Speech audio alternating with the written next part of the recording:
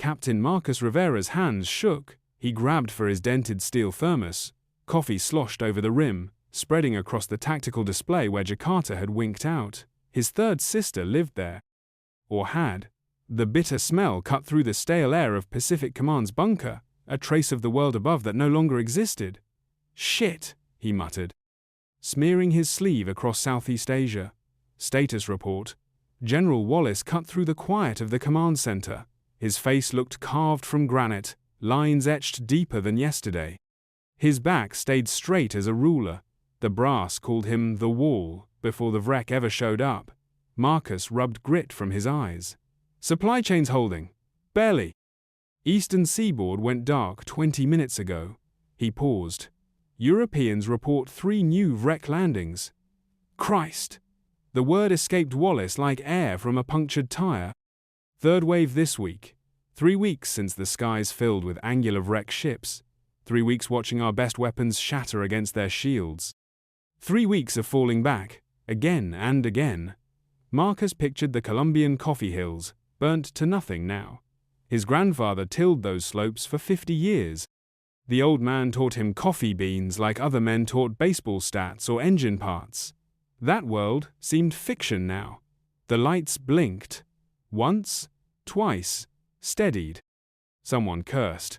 Scanning us again, Lieutenant Chen said from comms, her voice tight as wire.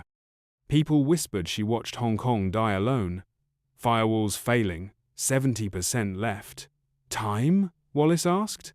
Chen typed furiously, wedding band catching light. A relic of before. 2 hours, maybe less.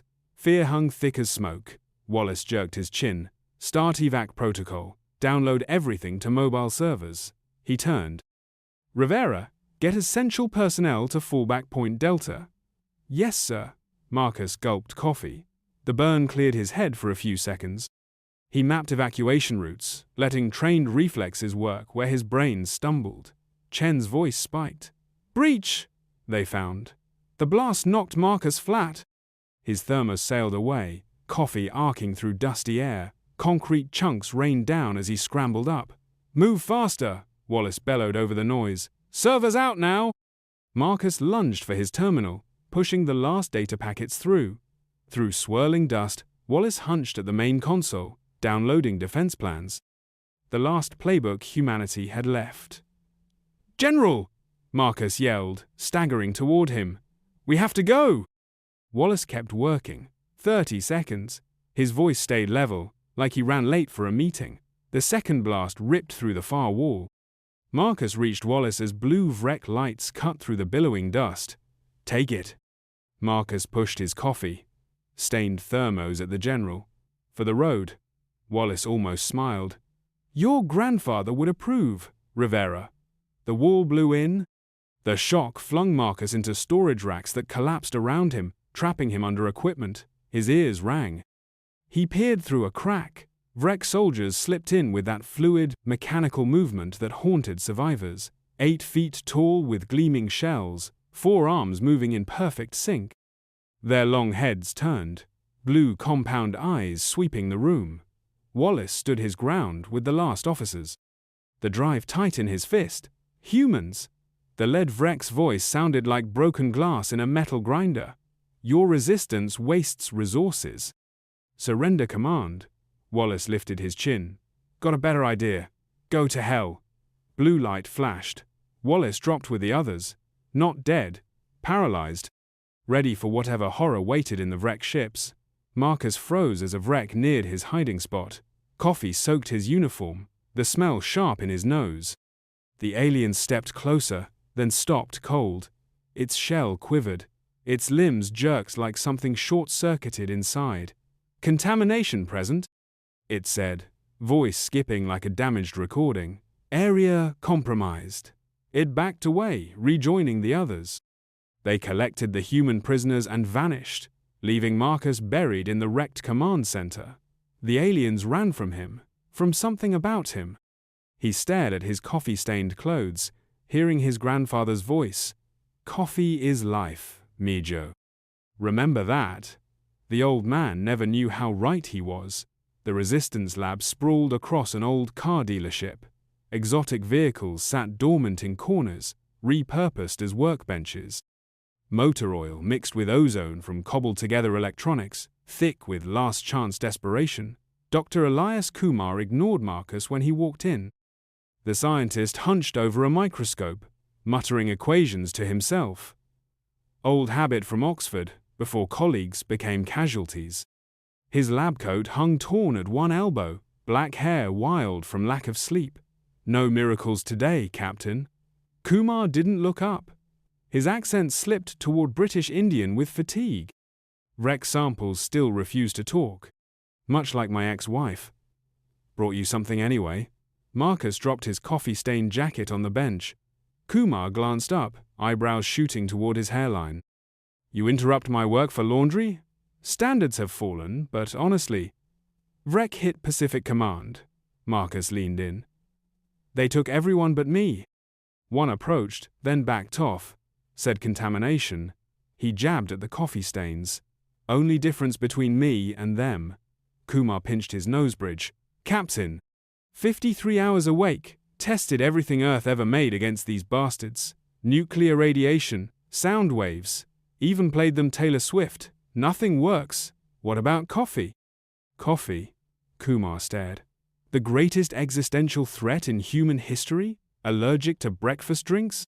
Grandfather used to say we're the only lunatics who burn beans, crush them, then drink them like normal people. Marcus shrugged. Maybe he had a point. Ridiculous. So is losing a planetary war in 3 weeks. What else you got? Kumar sagged.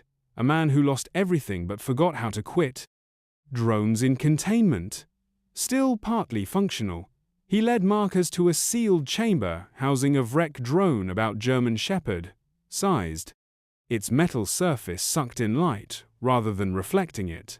Been looking for weak spots. Kumar pulled up data. Results suck. What have you tried? What haven't I? Kumar snapped, then caught himself. Sorry, no sleep makes me an ass. Tested heat, cold, radiation, EMP, biologicals, chemicals. Their shields adapt in seconds. Marcus pointed at the drone. Try coffee. Kumar rolled his eyes but prepared a sample. Coffee grounds entered the chamber. Nothing happened. Then the drone twitched. Kumar froze. That's new. Another twitch, violent this time. Lights flickered as the drone squealed. Liquid coffee. Try it, Marcus urged. Kumar prepared a sample, hands steady with sudden purpose. Liquid coffee sprayed into the chamber. The drone convulsed instantly.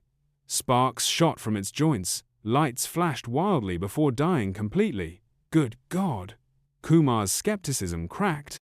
His fingers danced across his keyboard.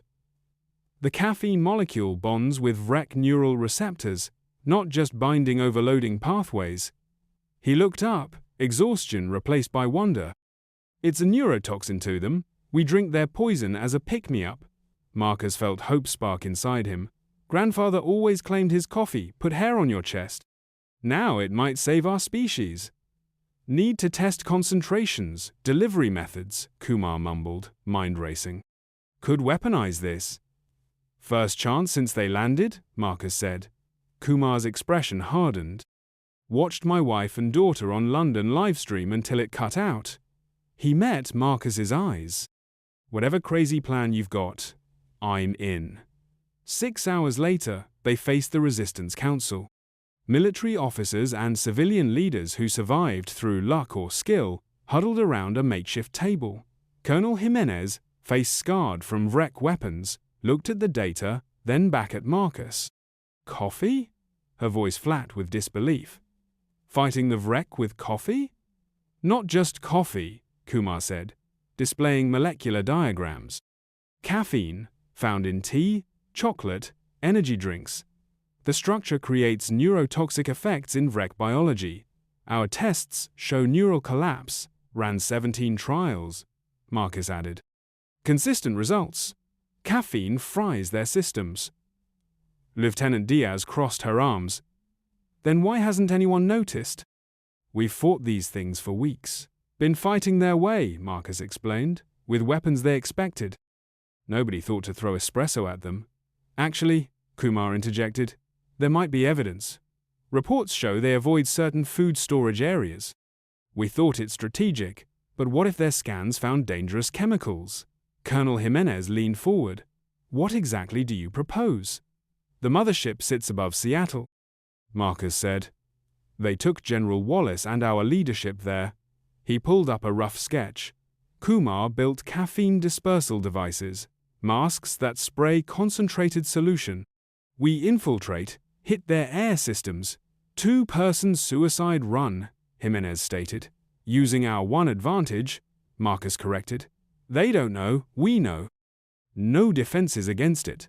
Lost everyone at Pacific Command. My family when Columbia burned. His voice softened. Got nothing left. He straightened. Earth does. Quiet filled the room. Jimenez nodded. What do you need? Everything with caffeine, Kumar answered. Coffee, tea, energy drinks, pills, and a captured Vrek shuttle. For what it's worth, Jimenez said, hope you're right. Because if not, she left the rest unsaid. The Vrek shuttle hummed around them, sleek and organic. Marcus sat at modified controls, interface gloves linking him to alien tech that pulsed with his heartbeat. Kumar checked translation software, fingers tapping nervous rhythms. Ship atmosphere compatible with humans, but gravity runs 1.2 times Earth normal. Marcus focused on the mothership dominating the view. It hung like a metal thundercloud over Seattle's broken skyline, surface rippling with blue energy. My wife wanted to see Seattle, Kumar said softly. Space Needle, Pike Place Market. Always told her next year.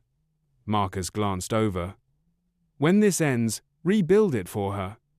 Kumar almost smiled. She'd have liked you. Had a soft spot for optimistic fools. The comm system crackled. A synthetic voice spoke in discordant tones.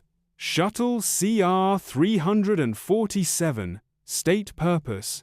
Marcus swallowed hard.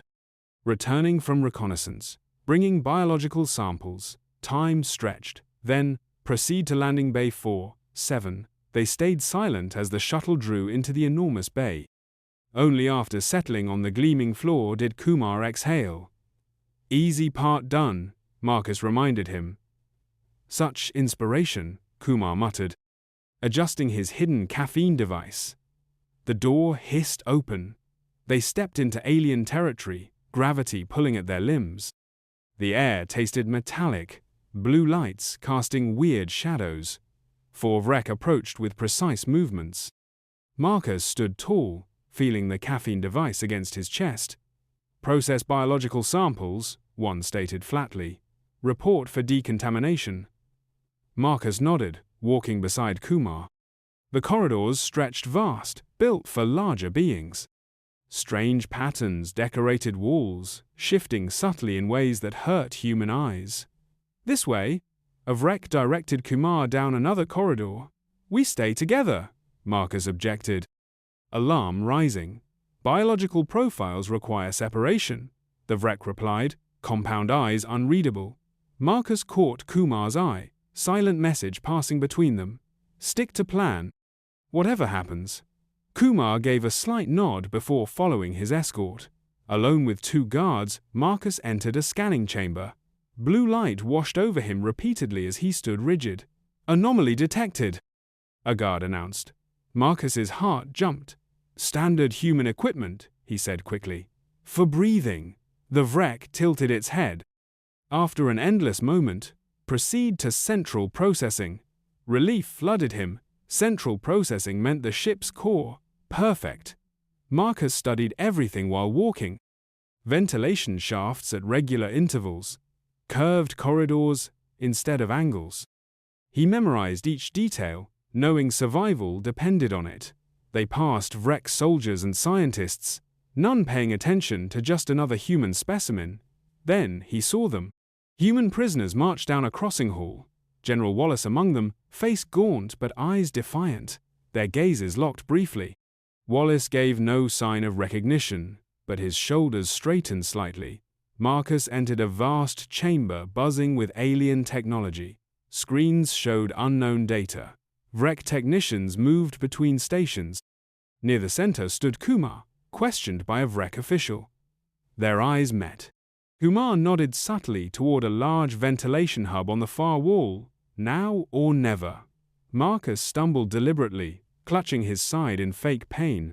As his guard moved to right him, he triggered the caffeine device. Fine mist spread invisibly from beneath his uniform. Across the room, Kumar did the same. For seconds, nothing.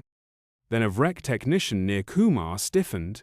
Its shell trembled violently. It made a high-pitched noise that chilled Marcus's blood. Chaos erupted. Vrek soldiers convulsed, coordination melting into spasms. Some dropped completely. Others staggered in confused circles, crashing into equipment. Ventilation hub! Marcus shouted over the growing pandemonium. They sprinted across the chamber, dodging disoriented Vrek. Kumar reached the hub first, yanking open the access panel. He connected their remaining caffeine canisters to the intake, overriding controls with hacked Vrek tech. Releasing in 3, 2, 1.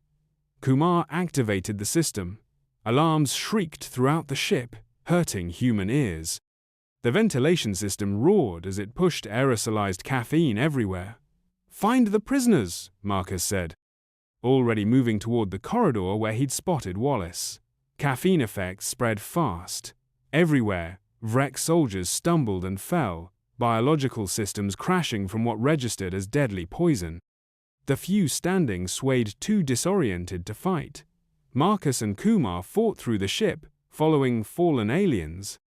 They found the detention area easily, the only place holding humans. Wallace's eyes widened when Marcus appeared at his cell. "Rivera? How in hell?" "Explain later, sir." Marcus overrode the lock with a card taken from a fallen guard. "Getting you out." As prisoners escaped, Kumar worked at a control terminal, downloading tactical data. Fleet positions, comms, everything. A harsh voice cut through. "Humans." They turned to find a Vrek commander, larger than others, braced against the wall. Though affected by caffeine, it remained conscious, eyes locked on Marcus. "You use poison?" it said, translation failing. "Caffeine," Marcus replied, stepping closer.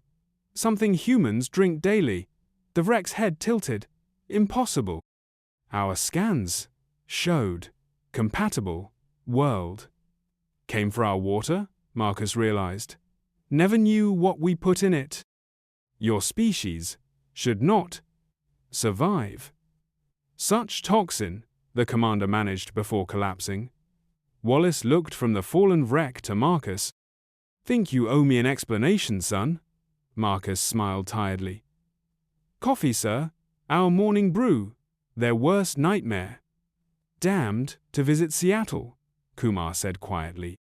"The Space Needle, Pike Place Market. I always told her we'd go next year." Marcus glanced at him.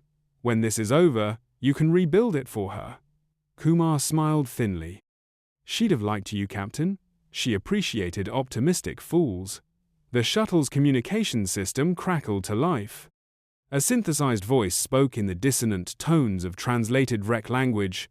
"Shuttle CR 347, state your purpose."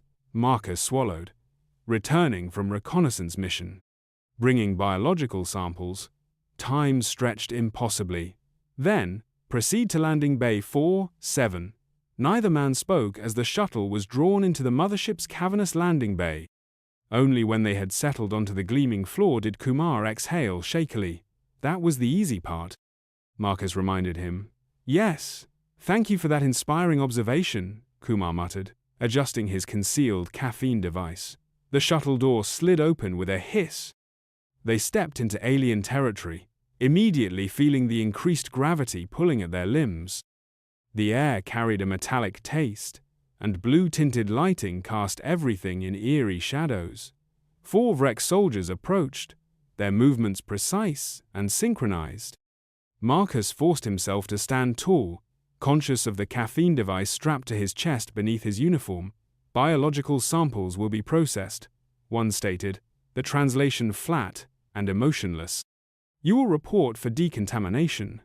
Marcus nodded, falling into step beside Kumar as they were escorted deeper into the ship.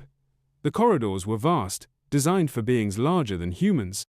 Strange geometric patterns decorated the walls, shifting subtly in ways that made Marcus's head ache if he looked too long. "This way," Vrek directed Kumar, pointing down a separate corridor. "We were instructed to remain together," Marcus protested. Alarm rising. "Decontamination protocols require separation by biological profile," the Vrek responded, its compound eyes unreadable. Marcus caught Kumar's eye. A silent message passing between them. Stick to the plan, no matter what. Kumar gave a slight nod before being led away. Alone with two Vrek guards, Marcus was escorted to a chamber filled with scanning equipment. Blue light passed over him repeatedly as he stood rigid, trying not to think about what those scans might reveal. "Anomaly detected," one guard announced. Marcus's heart lurched. "Standard human equipment," he said quickly. "For atmospheric adjustment." The Vrek tilted its head, compound eyes gleaming. After a long moment, it responded, "Proceed to central processing." Relief washed through him. The central processing area near the ship's core, exactly where they needed to be. As they walked, Marcus studied the ship's layout. Ventilation shafts positioned at regular intervals. Corridors that curved rather than angled. He committed each detail to memory, knowing their survival might depend on it. They passed clusters of Vrek soldiers and what appeared to be scientific personnel.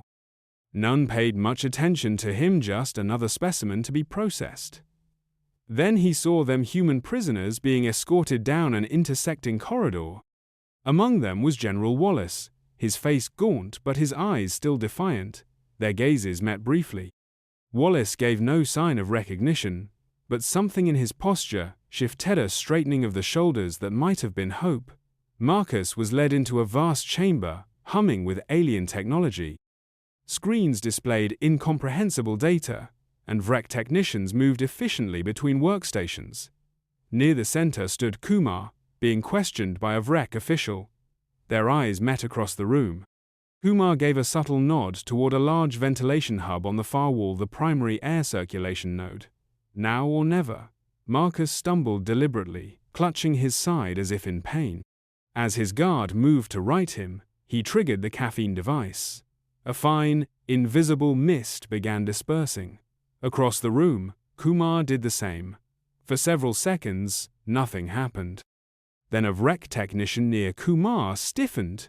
Its exoskeleton trembled violently, and it emitted a high-pitched sound that sent chills down Marcus's spine. Chaos erupted.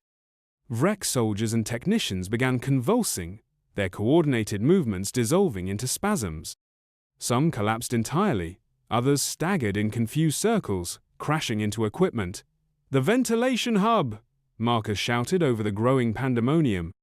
Together, they sprinted across the chamber, dodging disoriented Vrek. Kumar reached the hub first, yanking open the access panel. He connected their remaining caffeine canisters to the intake system, overriding the controls. 3, 2, 1. Kumar activated the system. Alarms blared throughout the ship, a discordant wail that pierced Marcus's skull. The ventilation system hummed loudly as it circulated the aerosolized caffeine. "The prisoners," Marcus said, already moving toward the corridor where he'd seen Wallace. Their path was chaos. Vrek soldiers writhing on the floor or staggering into walls. Those still functioning were too disoriented to offer resistance. They found the detention area, easily, was the only section where humans were gathered. General Wallace's eyes widened in disbelief when Marcus appeared. "Rivera? How the hell?" "Coffee, sir," Marcus said, overriding the cell's lock. "Turns out, it's their kryptonite." Wallace stared at him for a moment, then barked a laugh. "All those years of military innovation, and we're saved by the morning brew." As they freed the other prisoners, Kumar worked at a control terminal. Downloading their tactical data, he explained. Fleet positions, communication, protocols, everything. Humans. The voice cut through the chaos. A Vrek commander stood braced against the doorway, larger than the others, its exoskeleton more elaborate. Though clearly affected by the caffeine, it remained conscious. its gaze fixed on Marcus. "You! Poison! Our ships," it said, its translation device struggling. "Caffeine," Marcus corrected, stepping forward. "Something in our daily diet." The Vrek's head tilted. "Impossible. Our scans showed compatible. Biochemistry." "You missed something," Marcus said. "Something fundamental about who we are." "What are you?" the commander asked, its voice fading. "Survivors," Marcus answered simply. "Adaptable. We find strength in unlikely places." The commander studied him with alien eyes. "Your species should not function with such toxin." "That's humanity for you," Marcus replied. "Doesn't know when to quit." The Vrek collapsed, its systems finally overwhelmed. Wallace placed a hand on Marcus's shoulder. "I think you've earned yourself a promotion, son. And a damn good cup of coffee." 1 month later, Marcus stood at the window of the new United Earth Command, watching transport ships take off into clear sky. Each carried caffeine systems, humanity's unexpected shield. Kumar joined him, offering a steaming mug. "My wife's blend, Colombian beans with cardamom. Called it resilience." Marcus took it gratefully. "Status?" "Vrek retreated past Mars," Kumar reported. "Caffeine defense grid, active at all installations. Working on concentrated forms for long-term protection." "The prisoners?" "Recovery slow but happening." Kumar leaned against the window. "Vrek processing leaves scars that take time." Marcus nodded, understanding too well.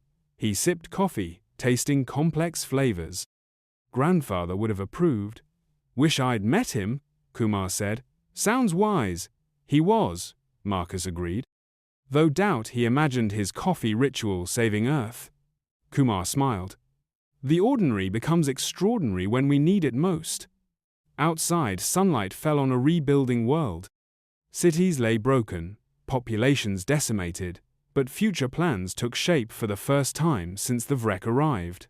"To the resistance?" Marcus raised his mug. "The caffeinated resistance." Kumar clinked his cup against Marcus's. "In labs worldwide, scientists developed new caffeine weapons. In fields from Colombia to Ethiopia, farmers replanted coffee crops. In bases across the globe, soldiers filled thermoses with bitter brew that became salvation. Not with advanced technology, but with a simple cup of coffee, humanity found its way back." "You know," Marcus mused, "Mother always warned coffee would stunt my growth." Kumar laughed. "Captain, looks like it extended the growth of our entire species instead." They watched the dawn of a new age. One where humanity's ordinary habits proved its extraordinary strength. The end.